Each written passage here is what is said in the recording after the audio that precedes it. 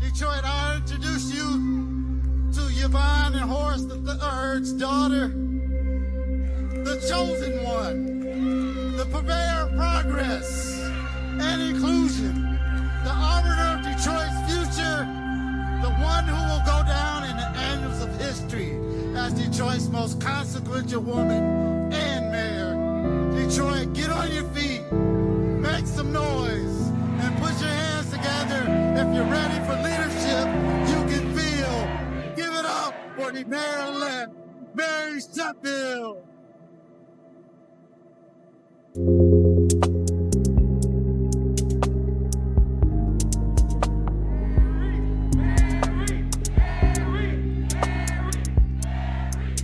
So I say to every little girl watching tonight, and to every child in this city, never doubt yourself.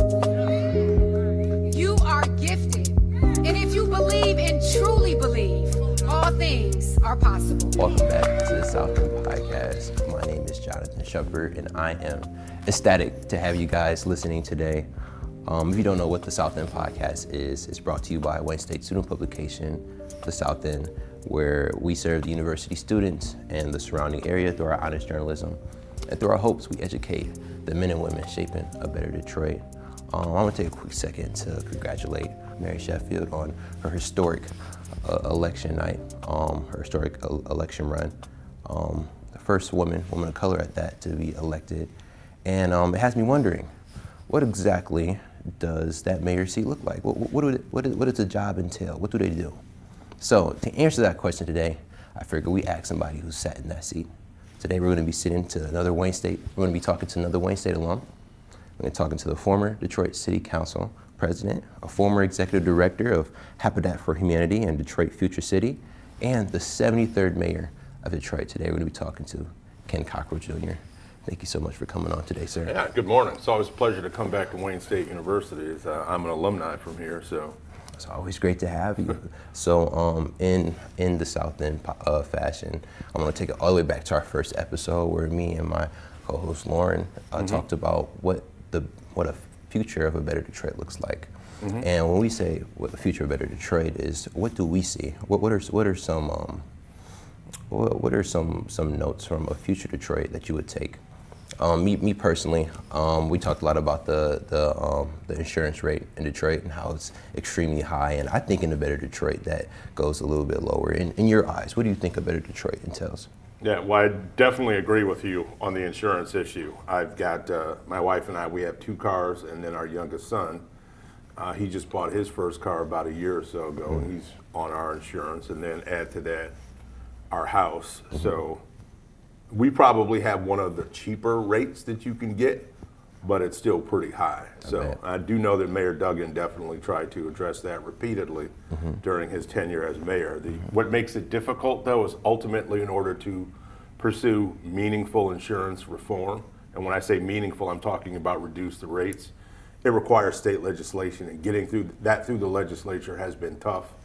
Clearly at this point, it's not going to happen before the end of this year, so if Mayor-elect Sheffield decides to pursue it when she gets elected, it's something that she can always pick up if she wants. But I think ultimately, if I think about a lot of the issues that I consider to be critical to the city of Detroit and which are going to help to uplift it, I think a big one really is taking a lot of the economic development that has taken place in downtown and in midtown and roughly about a 7.2 square mile area that kind of encompasses those communities as well as Corktown and some other areas. How to build on that momentum and spread it across the entire city, because as much as we like to talk about, oh, Detroit's back, everybody always says that, and definitely the city's moving in the right direction, but the reality is that renaissance really has only touched, still to this day, a select few neighborhoods. So we have to do better, we have to do more. And then as we know, you're a Wayne State alum. We talked a little bit about it off camera, but what is it like being back in a building that this is where you did your studies at to get Yeah. to the position that you're at now. Yeah. What's it like to come back to one of the original grounds on where you started your career? I mean, it's always fun. I always enjoy it. I have been, since graduating, and I graduated in 1988, so it's been some time, but I've been back several times, mostly because of the fact that a number of my children are also Wayne State alum. My oldest son, he went to Wayne State. My oldest daughter, she actually did her undergraduate degree at Western, but then when she decided to pursue her MBA, she did it here at the Illich School of Business. And then our youngest daughter also is a Wayne State graduate. In fact, she majored in journalism as well, as did I and my wife. And so I've been back several times since then, for things like orientation and getting them moved into campus. And but it's always fun to come back. As you know, life moves in very unexpected ways. And any time of you sitting here at Wayne State, did you ever thought that you would become the mayor of Detroit? No, I really didn't. That could have been probably the furthest thing from my mind when I was attending school here, because, as I mentioned, my undergraduate degree was actually in print journalism. So my focus at that time, I was thinking, I'm going to graduate and I'm going to work for a newspaper, and I actually did do that for a number of years. I worked at the Free Press, actually worked at the Free Press for a number of years while I was still attending Wayne State University. I started out there as a stringer. I don't even know if they have those anymore, or maybe they call them something different, but so when you're a stringer, basically the way it worked back then is you got paid on a per story basis. Sure. So I started out, and I think that was probably at the end of my sophomore year. Following summer, I went back to the Free Press, worked as a full-time reporting intern, and then actually continued for the rest of my tenure as a student at Wayne State, working at the Free Press on a part-time basis. And then when I graduated, Free Press at that time wasn't hiring because they were going through some financial challenges, which ultimately led to the JOA, Joint Operating Agreement with the News. But I got hired by the Grand Rapids Press. I worked there probably about 3 years or so. Then later on moved on to Cincinnati, where I worked at the Cincinnati Enquirer. So I thought that was going to be my path. But later on, particularly after my father, another Wayne State University alum and also a former city council member, when he passed away, it really kind of got me thinking about what I wanted to do with the rest of my life. And that's when I really kind of decided that I wanted to pursue public service. So I kind of stepped away from it at that time to pursue that. So I never thought that I would ultimately wind up as an elected official and later mayor of the city of Detroit, at least not when I was going to school here. Yeah. So I want to talk a little bit about what we opened up with the historic election of Mayor-elect Mary Sheffield. I wanted to get your thoughts on the election and the historic significance of it. Do you think the fact that Detroit's going to have the first woman mayor is that pretty big? Oh, it is significant. As a matter of fact, I'm kind of surprised that more attention really hasn't been paid to that in the wake of and looking at a lot of the coverage in the media about it. But yeah, it is significant because she's not just first woman of color, just first woman, period. So just on that basis alone, it is significant. Yeah. When we take a look at nationwide, prior to our election, a report from Higher Heights Leadership Fund and the Center for American Women in Politics reported that only 8 black women serve as the mayor of the top 100 cities. As of now, that has increased by at least 1. But that kind of serves to tell you about the significance of what happened November 4th. Do you think Detroit's political climate has changed from the relatively 19 years of public service you had? Am I correct on that? 16 years. 16. Well, yeah, it is 19 actually, because prior to getting elected to the Detroit City Council, I served as a Wayne County Commissioner for 3 years. So you're right, it is 19. Has the political climate over the years changed at all, or has it kind of just been the same? I do think it has changed a bit. I think there is. It's the best way for me to put it. I'm trying to think about the best way to explain it. But I think the electorate to some extent is, on the one hand, I think the electorate, or at least those people who are engaged and who do vote, I think they're better informed. And I think they're paying closer attention to the state of play with respect to local politics now than they were, say, 20, 30 years or so ago. The big problem, however, that I do see is even though while I think the people who are going to the polls are a lot more engaged, not enough people are going to the polls. There's definitely been a downward trend in voter participation, and I think that's a big concern.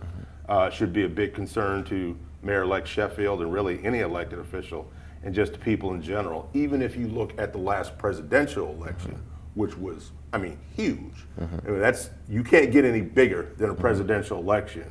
If you were to compare the voter turnout in the city of Detroit to turnout in places like Boston, Chicago, New York, it was dismal. I mean, very, very low voter turnout.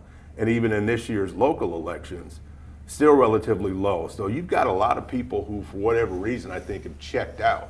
You know, they're not doing politics. The problem is, if I stick with that phrase, doing politics, if you don't do politics, politics will do you. And that's the danger.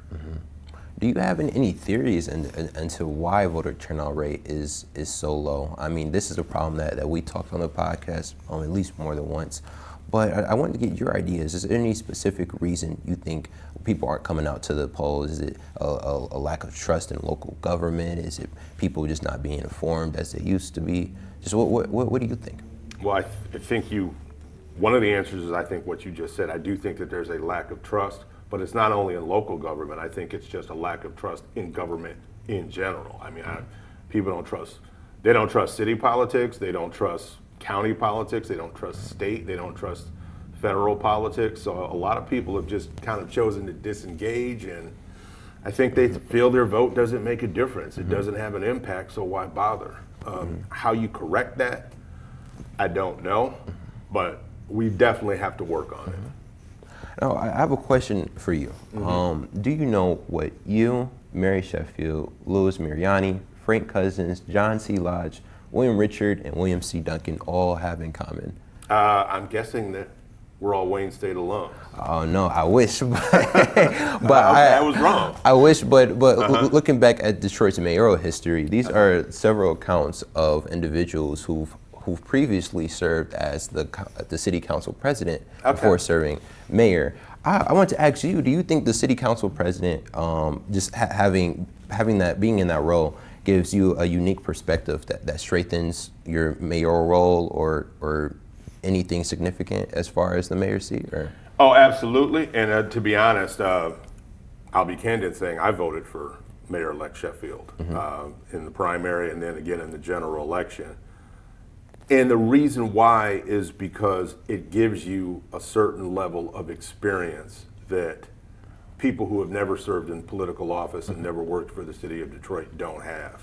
All due respect to Pastor Solomon Kinlock, who is a good man and who I liked. I've known him for a number of years, also know his brother, County Commissioner Johnathan Kinlock. But one of the things that kind of immediately swayed me to Mary Sheffield is that I know that having served on the city council for 12 years and 4 of those years serving as council president, it gives you a certain level of experience and exposure to the inner workings of city government that the average candidate that hasn't done that doesn't have. As a matter of fact, and this is something that a lot of people don't know, but when there's ever a situation where the mayor is out of town or out of the country, city council president actually kind of serves as acting mayor during that time period. And usually it's very brief, just because somebody's out on a trip or something.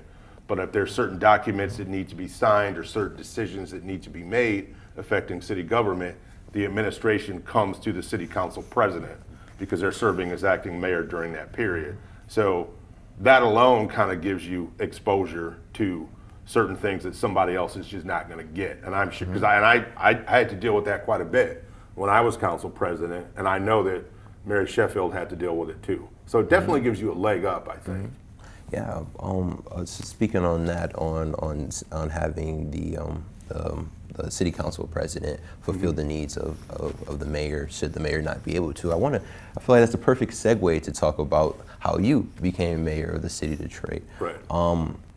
You succeeded Kwame Kilpatrick after he was forced to resign. For my audience out there that doesn't know the Kwame Kilpatrick story, he was the 72nd mayor of Detroit and made history being the city's youngest mayor at just 31 years old.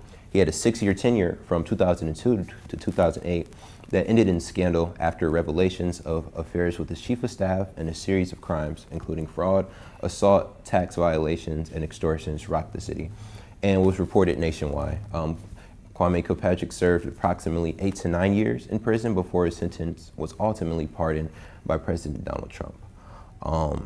Stepping in as mayor after all the chaos had just concurred, what was that like? That was crazy. I mean, first off, as you just indicated, I didn't become mayor through the traditional means. I mean, traditionally somebody becomes mayor because they run for the office and they get elected. You know, I had to step in because former Mayor Kilpatrick basically kind of imploded in the midst of all of those scandals. So it was different for that reason alone. But I will say that my goal when I did become mayor was to try to restore a sense of normalcy and stability to city government, to try to just take the volume down, take the temperature down, and just focus on running the city in the best way that I possibly could, so that we could get back to business and not have to deal with all that craziness.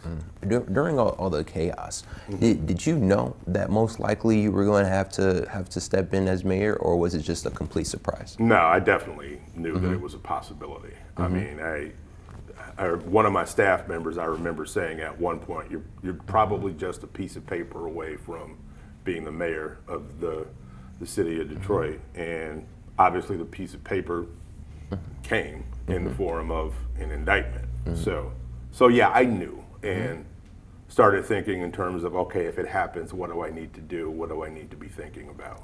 Because it was kind of clear as day at a certain point. Yeah. I know earlier we talked a lot about distrust, that possibly being a reason why we don't see as much voter turnout rate. Do you think the waves of what happened with Kwame Kilpatrick is still a reason people may not trust local government, or do you think we're about past that? I think I definitely think it's a bigger issue than that. I do think we're past it because, as I was saying, it's not even just about distrust of local government. It runs the gamut from local government all the way up to the federal government. There's just a number of people who, as I said earlier, they just kind of checked out and disengaged. They feel their vote doesn't make a difference, so they don't even bother to do it.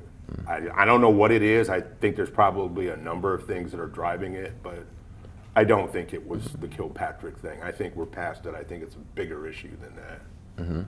Now, for a lot of us, we know what a mayor is, but we're not really sure what the job role is for a mayor, what they do. If you could you kind of describe a day-to-day? I know they're probably not all the same, probably something you're different, doing something every day of the week, but what does that look like?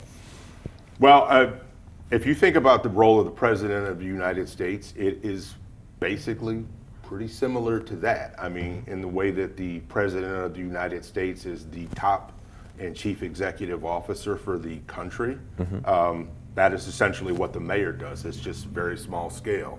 But all city departments, for example, answer to the mayor. The mayor can also direct city departments to do certain specific things. Their power even goes beyond that. When you become mayor, you have the authority to basically appoint a cabinet, which includes those department heads. So you hire them, you fire them if you choose to do so. There's really only there's a limited number, for example, of top roles in the city government that do require, for example, maybe the concurrence of the city council before the mayor can appoint somebody to that role. But you're basically in charge. You're responsible for the day-to-day management and operations of city government. You're also responsible for the preparation of the annual fiscal year budget.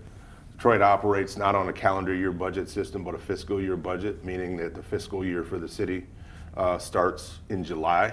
So the mayor's responsible for actually working with his department heads, or her department head soon to be, to put together the budget for city government. every single fiscal year. So it's a very important role.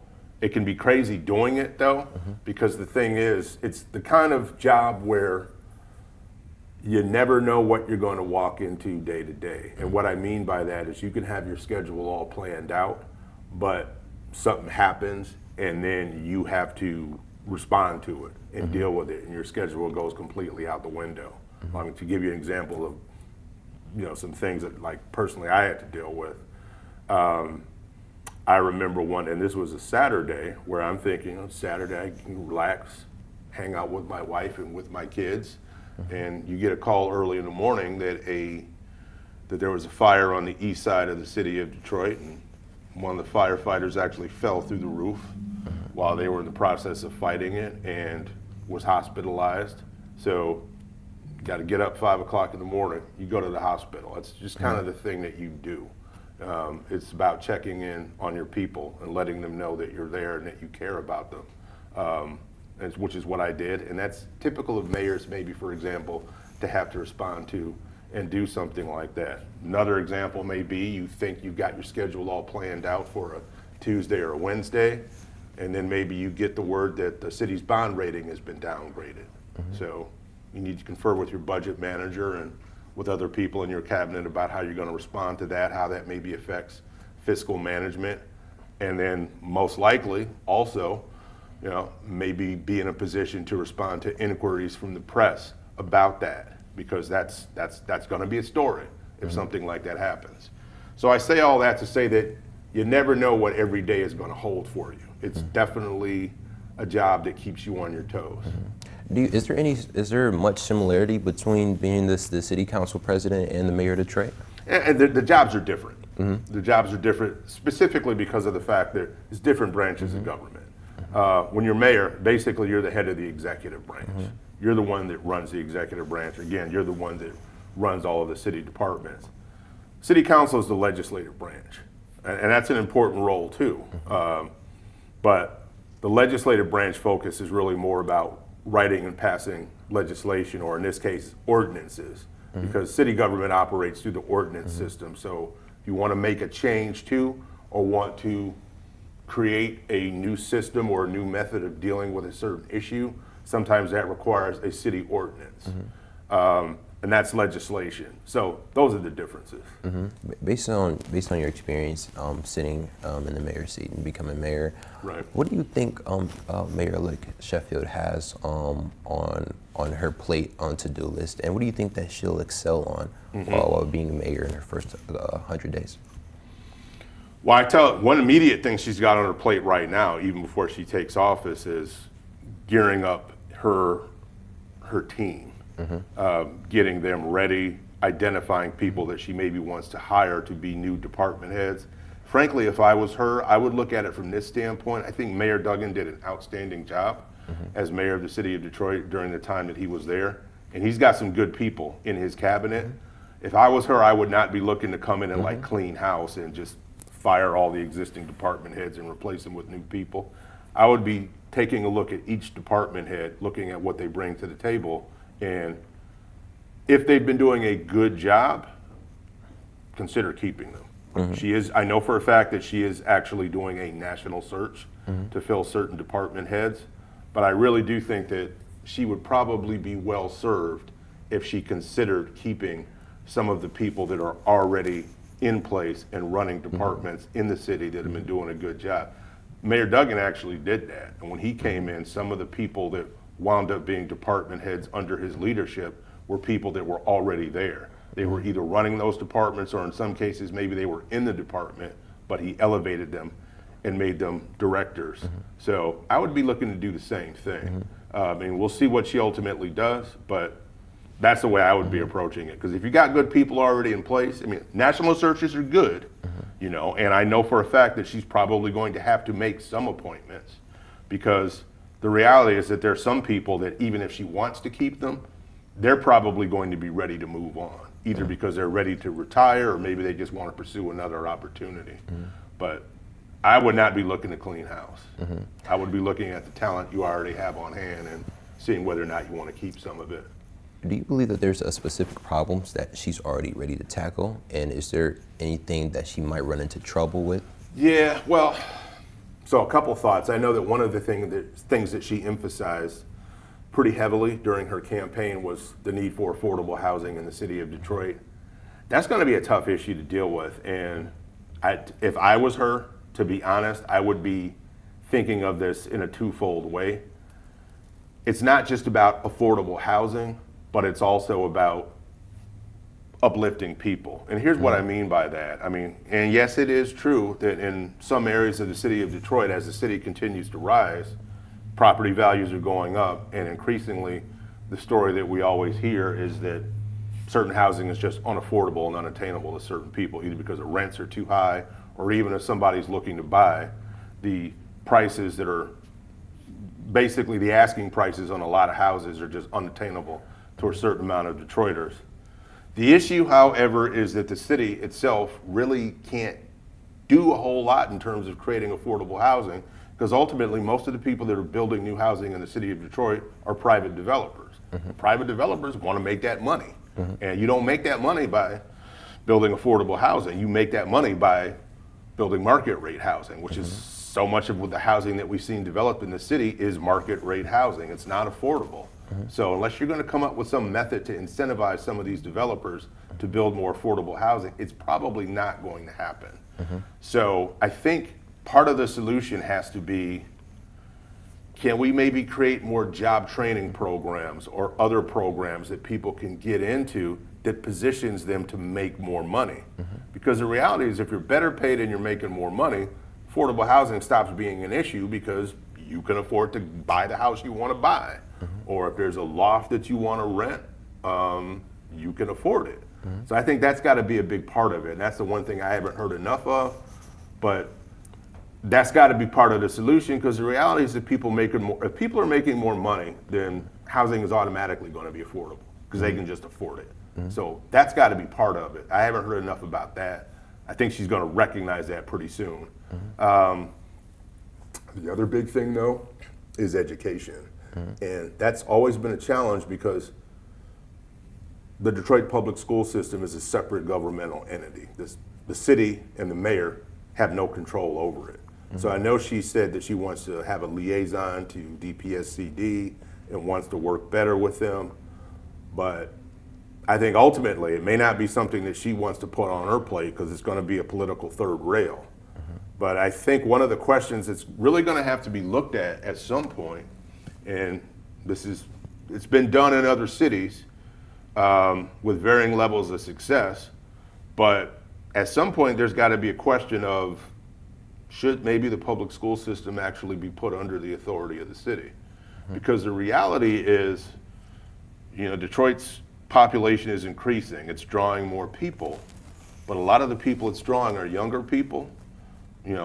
Detroit can be a cool, fun place to be when you're single, young. Now, when you get married and when you have kids and those kids start to approach school age, what starts happening is the gears start turning in people's heads about, do I really trust my kids with Detroit public schools? And if I don't, what am I going to do?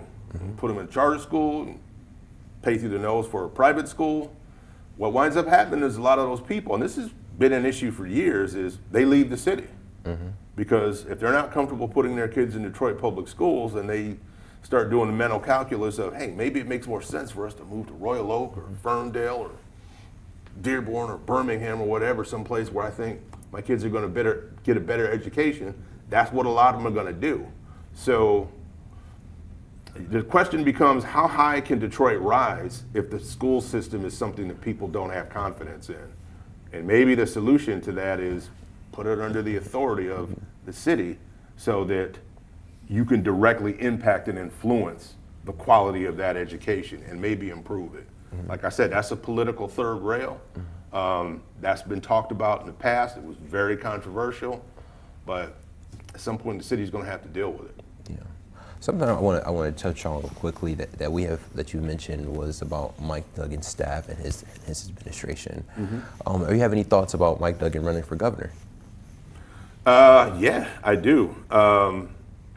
I think he's actually got a very good shot. I think he could pull it off. I mean, I've known Mike Duggan for years. We actually, when I was a Wayne County commissioner, and this was back in like the mid-1990s, I worked with Duggan because at that time he was deputy county executive under former Wayne County executive Ed McNamara. I mean, he's an incredibly bright guy.